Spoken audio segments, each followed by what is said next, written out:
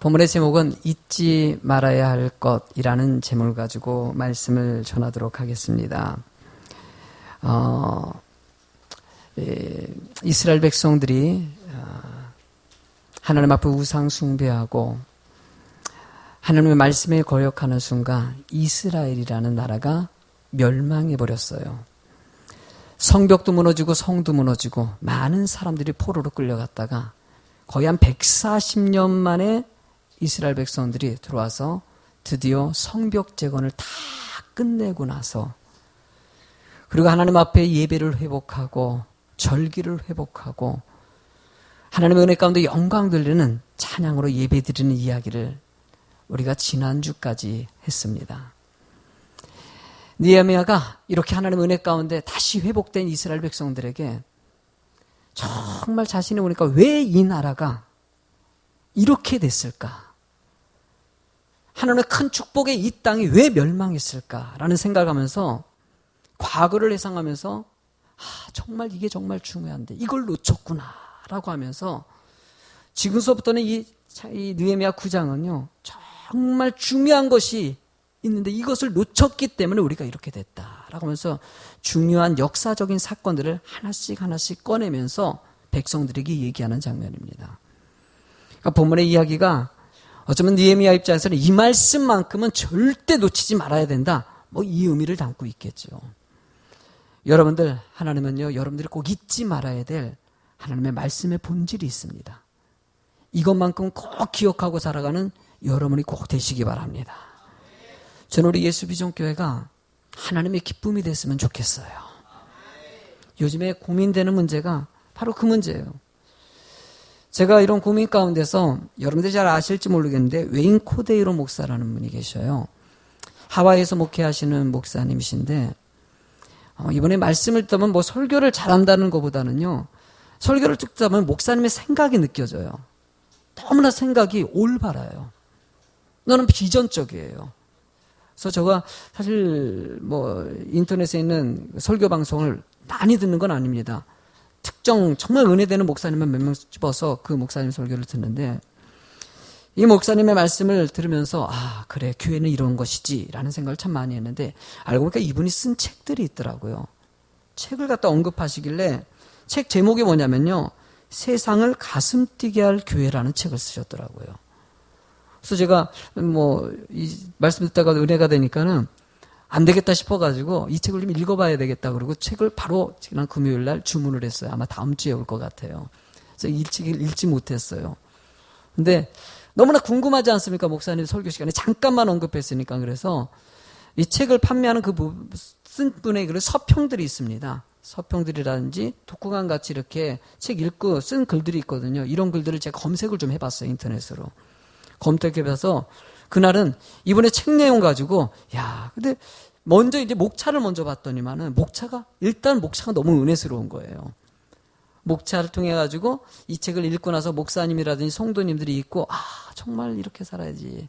교회는 이래야 돼. 이런 생각을 갖는 얘기들이 너무나 많이 등장하면서 감격하고 그러면서 우리 교회도 이런 교회 됐으면 좋겠다. 제가 책을 읽지 않았으면 어느 정도 이 책의 윤곽이 다 잡히더라고요.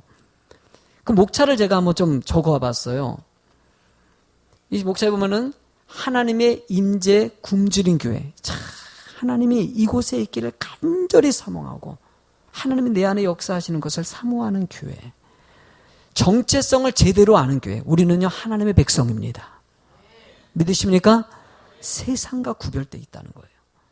목숨과 마음을 올인하는 교회. 우리는요 죽으면 죽으리라는 믿음을 가지고 살아가는 것이 우리들의 인생이에요. 주를 위해 죽고 주를 위해 산다 그러지 않습니까?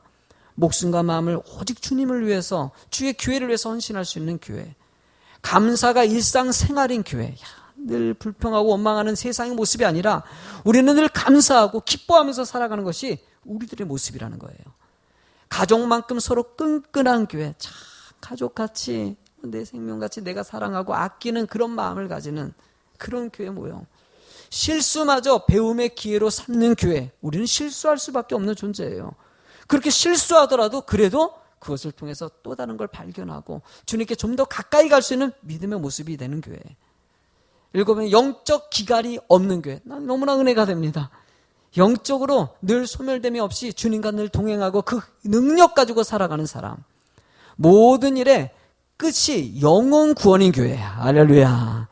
여러분, 교회는요, 영혼 구원이 목적입니다. 주님께서 마지막으로 하신 말씀은 땅끝까지를 제자 삼으라 그랬기 때문에 이 교회 안에서 뭐 친교를 하건 뭐 사역을 하건 헌신을 하건 모든 것은 구원에 초점을 맞춰 있는 것이에요. 열 번째로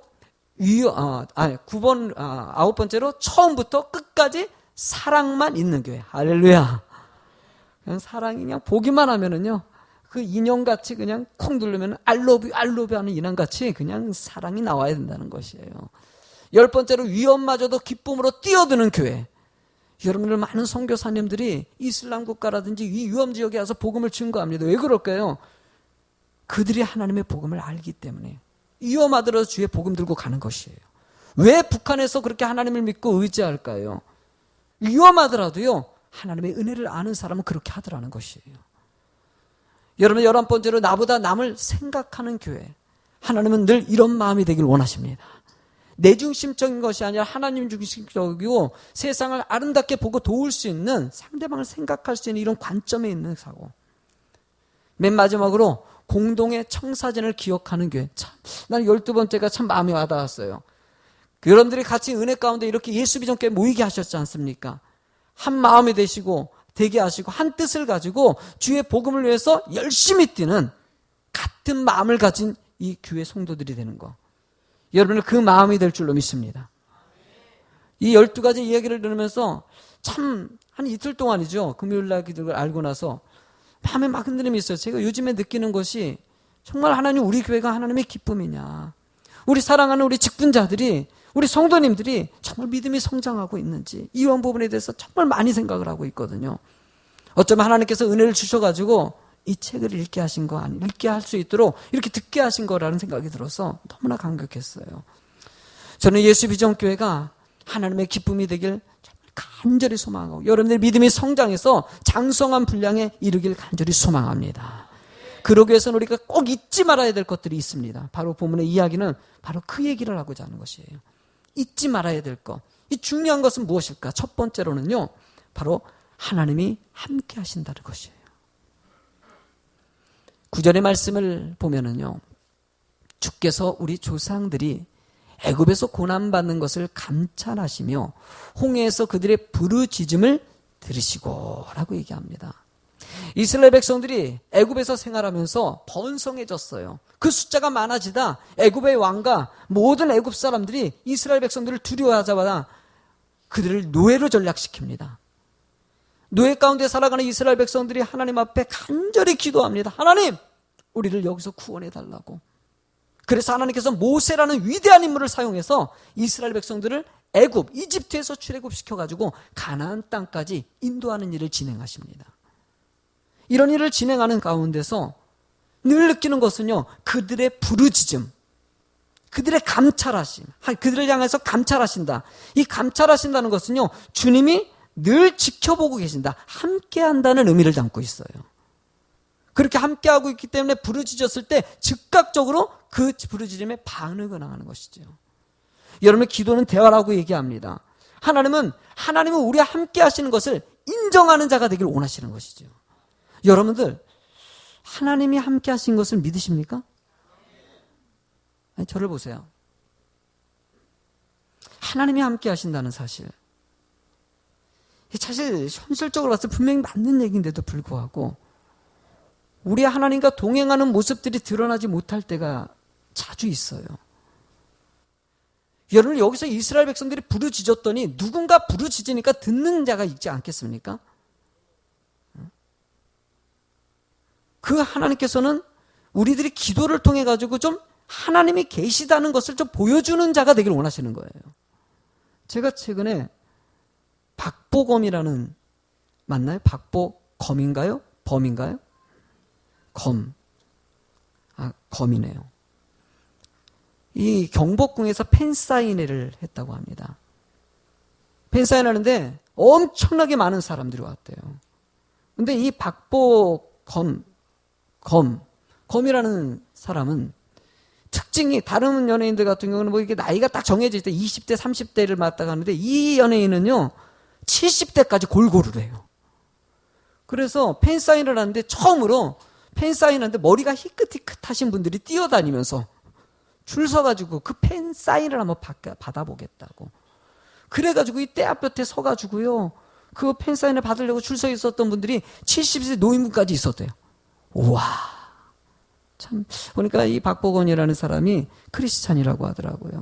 신앙생활을 참 잘하고 하나님의 은혜 안에서 열심히 한다는 얘기를 들었는데 뭐 어쨌든 그건 제가 잘 모르는 부분이고 어쨌든 그 얘기를 듣고 참 감사하다. 이렇게 좋은 성품을 가진 연예인이 하나님 믿고 있다는 것이. 근데 왜 거기에 그 노인분들까지 가가지고요 그렇게 거기 가서 줄 서 있을까요? 이유는 한 가지죠. 박보검이라는 사람을 한번 보고 싶은 거예요. 그 목소리를 실제로 텔레비전에서 나와가지고 뭐 구름에 뭐 이렇게 한 프로 있지 않습니까? 거기서 이렇게 보는 것이 아니라 실제로 한번 보고 싶은 것이죠. 여러분 그렇게 육신적으로 봤을 때 참 보고 싶어 하는 사람 실제로 한번 보고 싶다고요. 여러분 시간 내가지고 차 타고 가가지고 경복궁에서 줄 서 있는 그 사람들의 모습을 보면서 참 때로는 하나님의 은혜를 우리가 느낀 사람 아닙니까? 하나님이 늘 함께하고 기도를 통해서 주님을 만나는 것인데도 불구하고 우리는 너무나 하나님을 찾지 못하는 모습들. 박봉우 같이 정말 하나님을 찾는다면은 여러분들이 날마다 주님을 기도하고 주님을 의지하면서 역시 하나님은 나와 함께 하셔.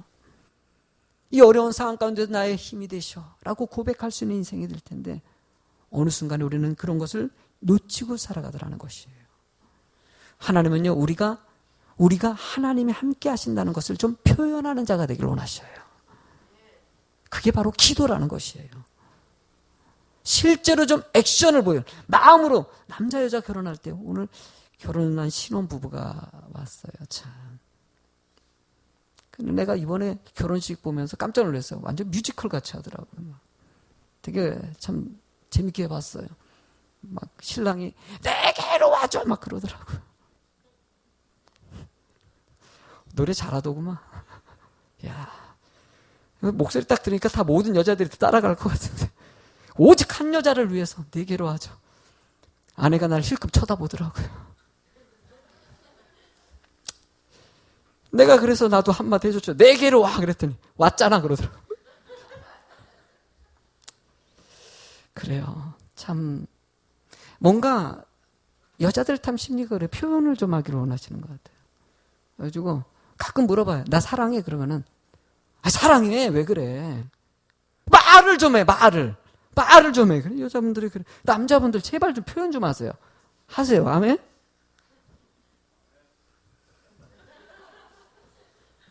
해야 돼요. 또 나도 욕 먹겠다. 이제 자기도 안 하면서 다 강단에서 아주 말 꼭 저분이 그래요. 끝나고 나면은 말은 잘 하시네. 참 어려워. 참. 아이고 쉽지 않지요. 여러분들 하나님은요 표현하는 자기를 기뻐하셔요. 표현하는. 직접 버스 타고 가서 만나고 싶어하는 것 같이 기도로 좀 기도 좀 하면서 나 좀 만나줬으면 좋겠다. 히스기야라는 사람이 병이 들었어요. 왕이. 병이 들어요. 죽을 병이에요. 이사야 선지자가 얘기 들어보니까 너 죽을 병이라는 거예요. 히스기야가 너무나 마음이 하나님 좀 더 살고 싶은 마음이 있지 않겠습니까? 그러면서 그가 기도하는 장면이 나옵니다. 이사야서 38장 2절에 보면은요, 그가 이렇게 기도합니다. 하나님 앞에 38장 2절 보면은요, 히스기야가 얼굴을 벽으로 향하고 여호와께 기도하여. 여러분들 벽을 향했다는 게 뭘 뜻하겠습니까? 세상 거 안 바라보겠다는 거예요. 이것저 오직 그냥 하나님만 바라보겠다는 표현이에요. 왜? 하나님이 계시니까 그냥 하나님만 바라보겠다는 거예요. 그렇게 히스기야가 간절히 하나님 나에게 조금 더 기회를 달라고. 나 지금보다 딱 15년만 더. 우리 나라가 지금 너무나 위급하고 내가 꼭 있어야 된다고 간절히 기도했더니만 그 기도에 응답 주셔가지고요. 이사야서 38장 5절에 이렇게 응답하셨어요. 한번 읽어보실래요? 시작. 너는 가서 히스기야에게 이르기를 내 조상 다윗의 하나님 여호와께서 이와 같이 말씀하시기를 내가 내 기도를 들었고 내 눈물을 보았노라. 내가 내 수 안에 15년을 더하고. 그렇게 간절히 기도했더니 살아계신 하나님, 동행하신 하나님이 15년을 더 살 수 있도록 은혜를 주셨다는 것이에요. 왜? 함께 하신 하나님은 여러분들의 소리를 들으시기 때문이에요. 하나님은 지금도 구하는 자가 되길 원하시는 거예요.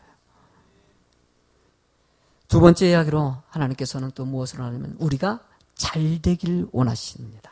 아멘. 잘 되길 원하셔요. 10절에 보면은요, 이적과 기사를 베푸사 바로와 그의 모든 신하와 그의 나라 온 백성을 치셨사오니 이는 그들이 우리의 조상들에게 교만하게 행함을 아셨음이라. 주께서 오늘과 같이 명예를 얻으셨으나 라고 말씀하고 있습니다.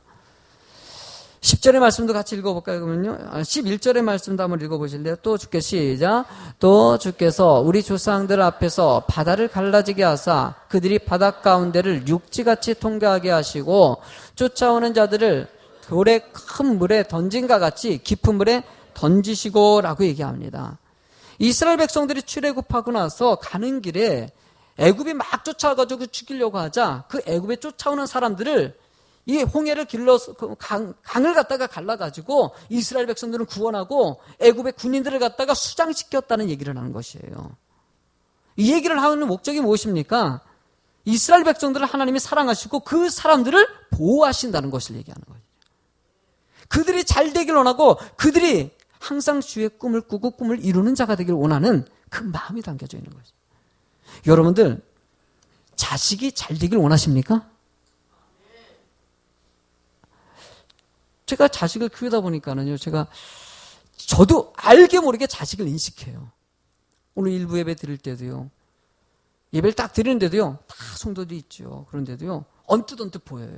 그래서 오늘 일부 예배 때 은솔이가 이게 좀 이렇게 앉을 때도요, 이 각도가 있어요. 이게 얼굴이 가리는 각도가 있어요. 이 모니터가 있기 때문에 이 모니터 보시려고 또 이렇게 앉으시는 것도 있겠지만은요. 그럼 저는 좀 답답한 거예요. 그래서 예배드리가 은솔아, 너 한 칸만 옮겨라, 야. 옆에 볕자냐, 옆에는. 그래서 얼굴 좀 보자. 하시는 부모는요, 어쩔 수 없어요. 자식이 먼저 눈에 띄어요. 성도들 다 마찬가지예요. 우리 성도들은 저도 아끼고 너무나 사랑하고 다 하지만은. 여러분의 자식이 잘 되길 바라는 부모의 마음, 모두가 동일할 것입니다. 여러분을 그런 것 같이 하나님은 여러분들을 자녀로 삼으시고, 여러분들이 정말 잘 되길 원하셔요. 정말 잘 되길 원하셔요. 이스라엘 백성들을 왜 그렇게 보호하시고 애굽이 방해하는 사람을 왜 이렇게 치면서까지 그들을 살피실까? 그냥 오직 내가 너를 사랑하기 때문이다 라고 얘기하는 것이. 사랑하기 때문이다. 내가 내 자녀 아니냐. 여러분 이렇게 얘기하면서 그를 내가 너만 바라보고 있는데 너는 왜 그러냐라는 것이에요.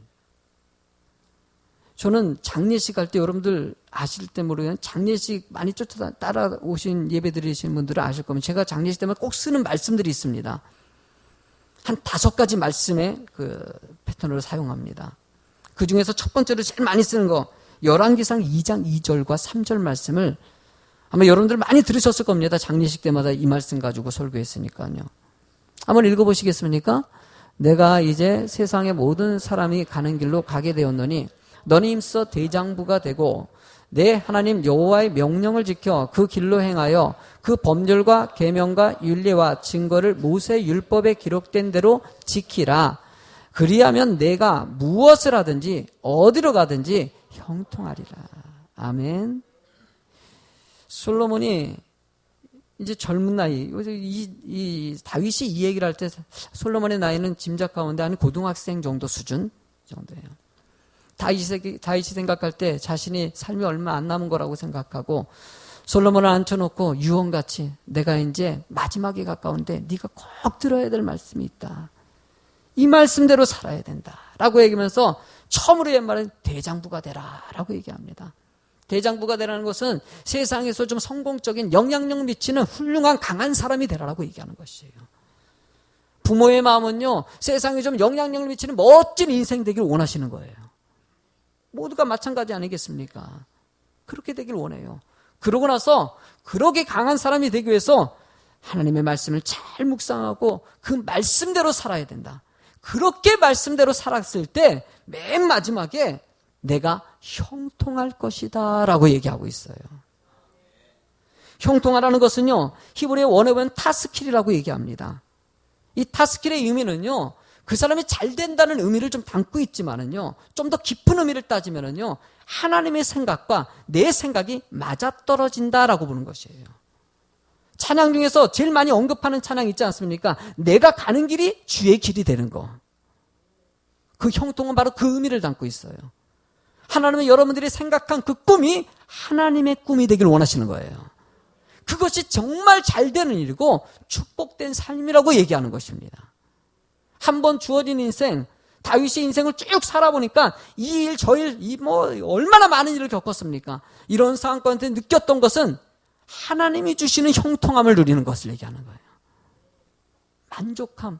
세상 것에서 오지 않는 이런 만족감이 있다는 것을 다시 한번 일러주면서 오직 주님을 통해서 진정한 기쁨과 은혜를 체험하라는 것이에요. 저는 우리 성도님들이 잘 됐으면 좋겠습니다. 정말 잘 됐으면 좋겠어요. 여러분들이 하나님의 형통함을 누리길 간절히 소망합니다. 세상에서 답을 찾았습니까? 주님을 한번 바라보십시오. 주님이 주시는 진정한 형통함이 마음의 평안과 기쁨과 영원한 안식을 주시기 때문이에요.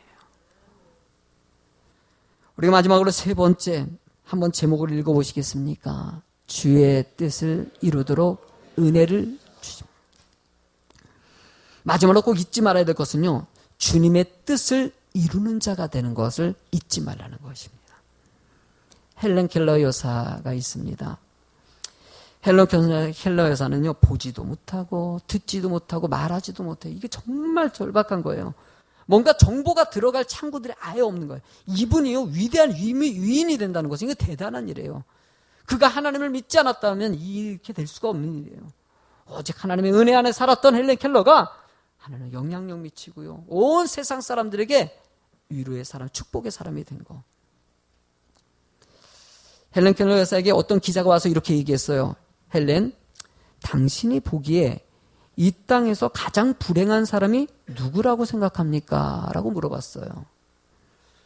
그랬더니 사람들은 생각하기를 헬렌 켈러 자신이 돕고 있는, 헬렌 켈러도 위대한 인물이 많은 사람을 도왔거든. 고아들, 어려운 사람. 그러니까 돕고 있는 고아들이나 신체 장애들이라고 이렇게 대답할 줄 알았어요. 그랬더니 그게 아니라 헬렌 켈러 여사는 세상에서 제일 불행하고 불쌍한 사람은 꿈이 없는 사람입니다.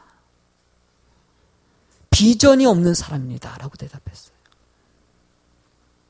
하나님은 여러분들에게 하나님의 꿈을 꾸는 자가 되기를 원하시는 거예요. 오늘 본문의 마지막 12절 말씀에 뭐라고 써있냐면은 낮에는 구름 기둥으로 인도하시고 밤에는 불 기둥으로 그들을 행할 길을 그들에게 비추셨다라고 얘기합니다. 여러분들이 가는 길에 불 기둥, 구름 기둥으로 보호하시고 그 길을 갈 수 있도록 환경을 열었다는 것이에요. 왜 빛을 주셨을까요, 여러분들? 보라고 준 것이에요. 하나님께서는 여러분들이 왜 은혜를 주셨을까요? 하나님의 영향력을 미치는 이 세상에 좀 빛된 인생이 좀 되라는 것이에요. 희망적인 인생들이 세상에는요, 늘 영향력을 미치는 사람들이 늘 존재합니다. 그런 반면에 세상을 깎아먹는 사람들도 있죠. 기왕이면 힘이 될 수 있는 사람이 되는 거, 하나님 여러분들이 그런 인생이 되길 요구하는 것이죠. 예수님께서 부활 승천하시고 나서 마지막으로 이제 승천하시면서 제자들을 모아놓고 얘기를 합니다. 나 이제 하늘로 올라간다. 이제 마지막이다. 그랬더니 제자들이 예수님이 없으면 어떡해요? 막 두려움에 떠는 장면들이 나옵니다. 그러면서 그래도 나는 지금 가야 될 길을 간다. 그리고 예수님께서 올라가니까는 제자들이 이제 예수님 가시니까 마지막으로 정말 중요한 얘기를 갖다 물어봐야 되겠다. 사도행전 시작은 이렇게 시작됩니다. 제자들이 와서 예수님이 떠나는, 이제 승천하시는 예수님에게 마지막으로 질문하는 내용은 무엇이냐? 제일 중요한 거겠죠. 그 중요한 내용은 이스라엘의 해방이 언제냐는 거예요. 사도행전 1장 6절에 보면은 예수님, 도대체 이스라엘이 지금 로마의 속국이 돼서 이렇게 하고 있는데 이스라엘은 도대체 언제 멸망하는 거, 언제 해방되는 거냐고 이렇게 물어봤더니만 예수님께서는요, 뜬금없이 그때를 알 필요 없다라고 얘기하면서 사도행전 1장 8절의 말씀을 하십니다. 읽어보실래요? 무슨 말씀이시냐? 오직 성령이 너희에게 임하시면 너희가 권능을 받고 예루살렘과 온 유대와 사마리아와 땅끝까지 이르러 내 증인이 되리라 하시니라. 여러분들, 이스라엘 해방이 언제냐고 물어봤더니 오직 성령이 너희에게 임하냐 한다. 쉽게 말하면 동문서답이에요. 뜬금없는 말씀을 하셔요. 세상이 이스라엘이 해방되건 여러분들의 가정이 자식이 어떻게 되건 이 나라 이 대통령이 어떻게 되고 정치가 어떻게 되건 이런 것이 문제가 아니라 여러분들이 성령 충만을 받는 것이 가장 중요하다는 것이에요. 하나님 마지막으로 하늘에 올라가시면서 제발 부탁하는데 너 고민하는 거 알고 있다. 이런 걱정하는 거 알고 있다. 성령 충만 좀 받아라. 성령 충만 받을 때 땅끝까지 이르러 증인이 되며 내가 그것을 간절히 원한다고 마지막으로 말씀하시고 하늘로 올라가셨다는 것이. 여러분들 하나님께서는 여러분들이 증인 되기를 원하십니다. 제자들에게 사랑을 보여주셨어요. 아, 사랑이 이런 것이구나. 제자를 볼 때마다 깜짝깜짝 놀라는 장면이 많습니다. 제자들의 발을 씻기죠. 문둥병자의 손을 안으시죠. 여러분은 그들을 살피는 모습 보고 와, 진짜 사랑은 이런 것이라는 것을 가르쳐줍니다. 그리고 최종적으로 십자가의 모진 고난 다 당하시면서 십자가에 죽으셨어요. 왜? 누구 때문에? 우리 때문에 그렇게 죽으셨다는 거예요. 오직 사랑. 그래서 교회는요, 사랑입니다. 교회는 사랑이에요. 하나님이 이 땅에 교회가 사랑에 회복되길 간절히 원하는 것이에요. 저는 우리 예수비전교회가 정말 사랑하는 교회인지 물어보고 싶은 거예요. 우리 성도님들이 정말 사랑하는 교회인지 물어보고 싶은 거예요. 제가 얘기했던 세상을 가슴뛰게 할 교회 내용에 보면은요, 교회는 저에게 어떤 모습이 돼야 되냐라는 내용이 좀 담겨져 있어요. 여러분들 이제 이번에 가을인데요. 여러분 책 좀 사세요. 이제 일부러요 주보에다 다 넣는 거 왜 넣어놨겠습니까? 목사님이 다 주보에 넣은 거거든요. 그 책 각자 주문해서 좀 읽으라고요. 직분자들 다 무조건 읽으세요. 아멘. 책 좀 읽고 저도 안 읽었어요. 같이 읽어봐야 돼요. 읽어보면서 도대체 어떻게 교회가 가야 될지, 어떻게 신앙생활을 해야 될지 여러분들이 같이 한번 좀 깨달아 보자는 것이에요. 그 내용 속에 어떤 내용이냐면요, 교회는 어떤 모습일까? 일단 첫 번째는 신앙이 성장하는 교회. 신앙이 성장. 여러분들이 믿음이 성장하게 간절히 소망이에요. 이게 신앙생활 했는데도 불구하고 이게 성장하지 못하는 모습 볼 때마다 너무나 마음이 좀 짠해요. 이런 모습 있지 않습니까? 성도님들에게 뭐 좀 한번 해보라 그러면요, 목사님 나 몰라요. 나 몰라요. 아니 집사님 신앙생활을 지금 5년이야 10년이나 하신 분인데 몰라요. 나 초신자예요. 이런 경우가 너무나 많아요. 뭔가 사명자가 되고 은혜 가운데 사명 일들을 할 수 있는 사람들이 너무나도 없는 것이에요. 믿음이 성장하지 않기 때문에 어쩌면 책임은 박창훈 목사에게 있는 것이죠. 여러분들이 믿음 성장하기 간절히 소망하고요. 제가 좀 요즘 약간 까칠해진다고 할까요? 좀 여러분들이 좀 까칠한 말 좀 하려고 그래요. 예배 좀 바르게 드리십시오. 아멘. 기도 생활 좀 바르게 하시고요. 언행 좀 조심하시고요. 늘 성경 말씀 좀 묵상하고 좀 신앙생활 하세요. 두 번째로는요, 매주 기다려지는 교회. 우리 교회가 그런 교회 됐으면 좋겠어요. 매주마다 기대가 되는 거예요. 와, 가고 싶다. 막 아침에 보면 애들마저 엄마 교회 가자. 엄마 교회 가자. 그래. 우리 교회 가자. 교회 가서 말씀 듣고 은혜 받고 찬양하고 할렐루야 이러면서 와야 돼. 아이고, 오늘 주일이네 가자. 아이고, 오늘 설교는 얼마나 할 것이냐. 빨리 끝났으면 좋겠는데요. 오늘 끝나고 결혼식 가야 되지. 막 사모해서 오는 그런 거 기대하는 게 우리 교회가 그랬으면 좋겠어요. 세 번째는 오래 다니고 싶은 교회. 막 그냥 교회, 나 이 교회에서 계속 평생 주님을 위해서 살고 이 교회가 나의 인생의 마지막 교회다라는 마음 가지고 그렇게 되는 교회. 우리 교회 그랬으면 좋겠어요. 네 번째는요, 주위에게 말하고 싶은 교회. 우리 교회 말하고 싶어요? 감사하네. 진짜예요? 말하고 싶은, 우리 교회 너무 좋아요. 우리 교회 오면요, 권사님도 좋고요, 집사님도 좋고요, 기도도 많이 하고요, 은혜가 충만하고요, 사랑이 많고요, 할렐루야. 이렇게 막 말하고 싶은 교회 막 이렇게. 다섯 번째는 완벽하지 않지만 성장하는 교회. 이 말이 참 은혜가 돼요. 우리 완벽하지 않아요. 그렇지만 하나님께서는요, 성장을 주십니다. 애쓰고 노력하는 사람을 주신다는 거예요. 여섯 번째로 기분 좋은 도전을 주는 교회. 할렐루야. 기분 좋은 도전. 여러분들이 목사님 이거 한번 해봐요. 목사가 이런 제시를 했을 때 목사님 너무 좋습니다. 한번 우리 새벽기도, 우리가 살아있는 새벽기도가 막 그냥 부흥하는 교회 한번 돼보자고 제가 선포하지 않았습니까? 성도님들이 목사님 그거 너무 좋네요. 우리 교회 뭐 직분자들 다 새벽기도에 나와가지고 새벽기도가 부흥하는 교회 한번 만들어 봅시다. 이렇게 할 수 있는 교회 되는 거. 할렐루야. 내일 새벽에 다 나올지어다. 아멘 조심하라 그랬죠. 아멘 조심하라 그랬죠. 아멘은 그렇게 하겠다는 거예요. 그러니까 지난주에도요, 그 아멘 조심하라고 했는데 아멘 하신 분이 그 다음날 새벽 예배 나왔어요. 저분은 한 번도 안 나오신 분인데 나왔어요. 그러니까 보니까 아멘 했어요. 지키려고 애를 쓰는 거야. 얼마나 이뻐. 아멘하고 안 나오는, 저는 이번에 작심했습니다. 기도하게 만들어야 되겠다. 그냥 오직 기도가 답이라는 거예요. 새벽에 우리 직분자들, 권사님들, 앞지 딱 권사님들이 앞자리 딱 권사님들이 앞에 두 줄 딱 하고 집사님들이 쫙 쓰고 할렐루야. 이런 교회, 기도하는 교회. 뭔가 한 마음이 돼서 주의 뜻을 가지고 그런 꿈을 꾸는 교회 됐으면 좋겠다는 거예요. 여러분들, 하나님은 우리들에게도 그런 소망을 줬어요. 저는 예수 믿고 나서 처음으로 은혜 받은 말씀, 요한복음 3장 16절 말씀, 여러분 암송하듯이 할 수 있겠죠? 한번 읽어보신다면은, 하나님이 세상을 이처럼 사랑하사 독생자를 주셨으니 이는 그를 믿는 자마다 멸망하지 않고 영생을 얻게 하려. 아멘. 여러분들, 주님이 우리를 위해서 오시지 않았습니까? 우리를 위해서 십자가에 대속해서 죽지 않았습니까? 그 사랑을 기억하시기 바랍니다. 하나님은 그 사랑을 전하는 자가 되길 원하십니다. 그 사랑에 사람답게 사는 자가 되길 원하신다는 거예요. 성도답게 살기를 원하신다는 거예요. 권사답게 살기를 원하고, 목사답게 살기를 원하고, 전도사답게 살기를 원하고, 집사답게, 성도답게 살기를 원하신다는 거예요. 여러분, 좀 그런 모습 함께 만들어가길 간절히 소망하고, 우리 교회가 그런 교회 되길 소망합니다. 찬양을, 진정한 예배가 숨쉬는 교회, 이 찬양을 준비했어요. 이 가사 내용을 부를 때마다 너무나 은혜가 돼요. 우리 교회가 말로만 아니라 실제로 이런 교회 되길 소망해요.